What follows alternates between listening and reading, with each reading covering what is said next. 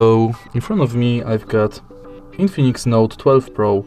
In this video I'll show you how to add different types of cards to Google Wallet.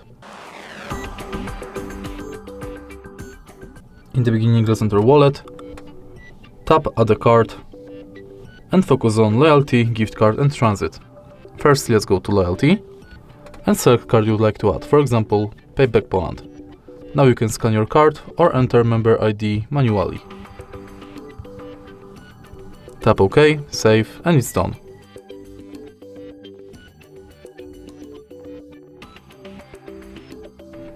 Next, let's select gift card, which is pretty similar to loyalty card, because you have to select shop, enter card number, PIN, balance, your notes and tap save.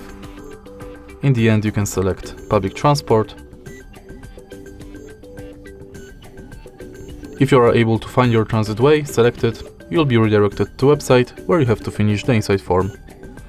All of your cards will appear on the homepage of Google Pay.